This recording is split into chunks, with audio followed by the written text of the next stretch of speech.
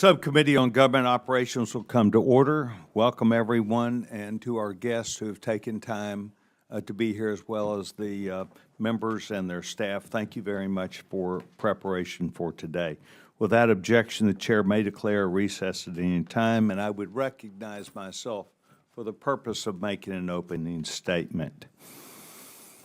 I'd like to welcome everybody to today's hearing regarding updates to the Department of Defense's progress towards achieving a clean audit opinion. I would like to thank our witnesses for testifying today on this very important topic. I would also like to thank subcommittee members on both sides for staying committed to shining a light on financial management issues that the Department of Defense faces and working towards a solution together to that future. I've said this before, but financial transparency of the military is critical. It's critical for the military, and it's critical for the American people to know that they have the confidence that is being well managed. So the question is, how can we remain confident in the Department of Defense's ability to protect American assets and interest if they cannot properly manage their expenses or assets, perhaps not even knowing where they are? We're here today because the Department of Defense is still unable to achieve a clean audit of their financial statements. In fiscal year 2024, the Department of Defense reported more than $909 billion, half the discretionary spending of the United States, but still holds the distinction of being the only federal agency that has never passed a comprehensive audit.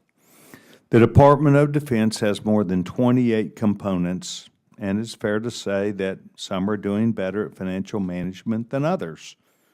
For this year's past financial audit, components that could not be audited accounted for at least 48% of DOD's total assets and at least 64% of DOD's budget. It's important to note that this is more than just a paper exercise. It is understanding where your assets are and how much taxpayer funding is left.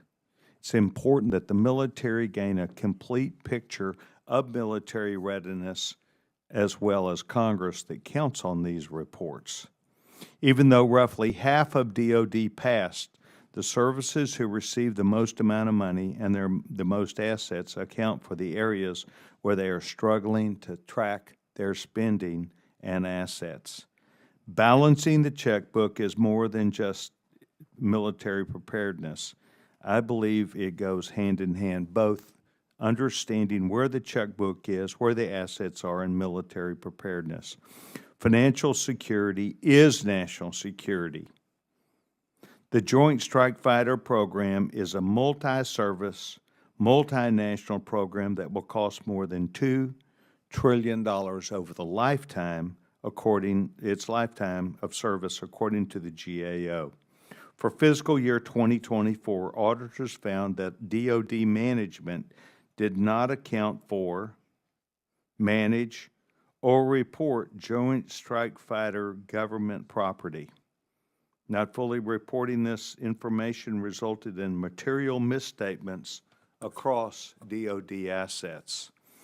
Because DOD could not provide reliable information to verify the existence, completeness, or value of the program's government properties, auditors were unable to quantify the amount of these misstatements. This means that there are monetary and operational gaps.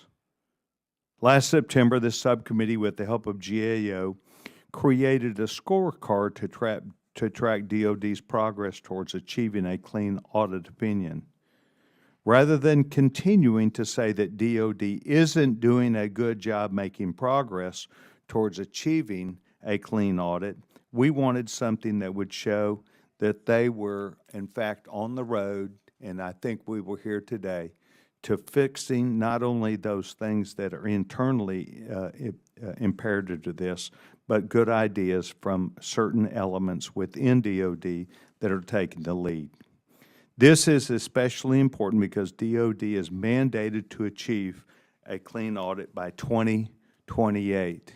It is and should remain the goal of this subcommittee and of Congress to hold DOD accountable.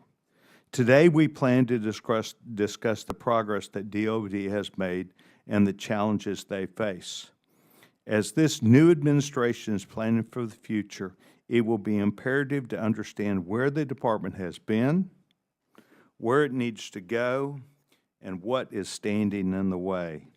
Today, we are also unveiling a new section of the scorecard that focuses on fraud risk management. We have talked about fraud prevention for many years, so I am very excited to see a new method to track progress in preventing fraud in the areas of procurement and contracting. Strong financial management systems are an important part of fraud prevention. Seeing inside that is essential. What we've seen over the years is that DOD has struggled in maintaining and updating systems, and these systems are critical if we're going to get where we want to go with a clean audit.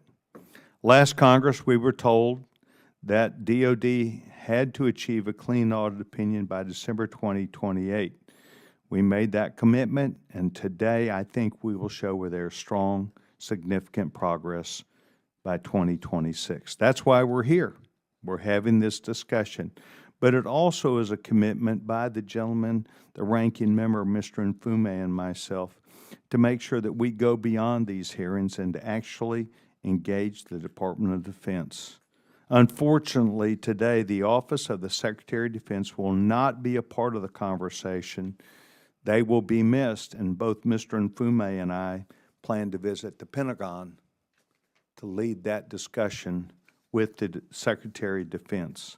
We hope that they will see this as an opportunity to listen and learn, to take some of what we're hearing today, but to move forward together. And I would now yield for the gentleman's time for an opening statement. Mr. Mfume, gentleman's recognized.